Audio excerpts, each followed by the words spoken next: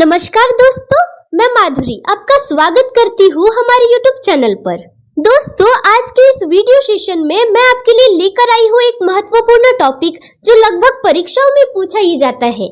जी हाँ, हम बात कर रहे हैं रामकृष्ण बेनीपुरी जी के लेखक परिचय पर, जो अक्सर परीक्षाओं में पूछा ही गया है, तो इसलिए अंत तक बने रहिएगा। रामकृष्ण बेनीपुरी जी का लेखक परिचय लिखने से पहले हम जान लेते हैं कि जब भी हम किसी लेखक का लेखक परिचय लिखते हैं तो उसका सही फॉर्मेट क्या माना जाता है, जिससे आपको पूरे मार्क मिलने के बहुत ज्यादा चांसेस होते हैं, जिससे आपको पूरे मार्क मिलेंगे ही मिलेंगे। इसलिए अंत तक वीडियो में बने रहिएगा। तो दोस्तों, जब भी हम किसी लेखक का लेखक परिचय लिखते हैं तो हम 3 महत्वपूर्ण टॉपिक को कवर करते हैं, जिसके अंतर्गत आती है लेखक की 2 रचनाएं, लेखक की भाषा शैली और लेखक का साहित्य में स्थान। तो इसी फॉर्मेट के अकॉर्डिंग हम बात करते हैं रामकृष्ण बेनीपुरी जी की रचनाओं पर। 2 रचनाएं, चिता के फूल, माटी की मूर्तें, पतितों के देश में। अब दोस्तों, हम रामकृष्ण बेनीपुरी जी की रचनाओं के बाद हम बात करेंगे भाषा शैली पर।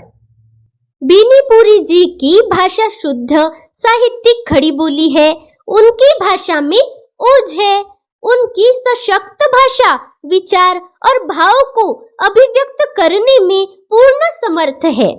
रामकृष्ण बेनीपुरी जी ने वर्णनात्मक शैली में यात्रा वर्णन तथा रेखाचित्र, कथानक शैली में कहानी और उपन्यास, विचारात्मक शैली में निबंधों की रचना की है।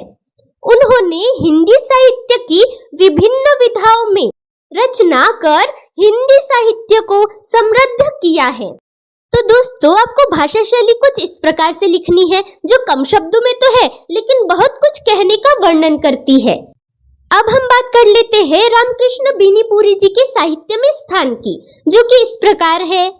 साहित्य में स्थान, रामकृष्ण बेनीपुरी जी का हिंदी साहित्य में महत्वपूर्ण स्थान है। हिंदी साहित्य में रेखा चित्रकार के रूप में उनका विशिष्ट स्थान है। विशिष्ट शैलीकार होने के कारण उन्हें कलम का जादूगर कहा जाता है। दोस्तों, जब भी हम किसी लेखक के लेखक परिचय में साहित्य में स्थान की बात करते हैं तो आपको यह लाइन अवश्य लिखनी है कि इनका हिंदी साहित्य में महत्वपूर्ण स्थान है। और ऐसा भी हो सकता है कि आपको पूछ ले कि कलम का जादूगर किसे कहा जाता है, तो आपको याद रखना है कि कलम का जादूगर रामकृष्ण बेनीपुरी जी को कहा जाता है।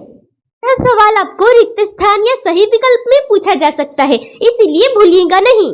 वीडियो अंत तक देखने के लिए आपका बहुत बहुत धन्यवाद दोस्त। अगर आपको वीडियो हेल्पफुल लगी हो तो हमारे वीडियो को एक लाइक जरूर करें।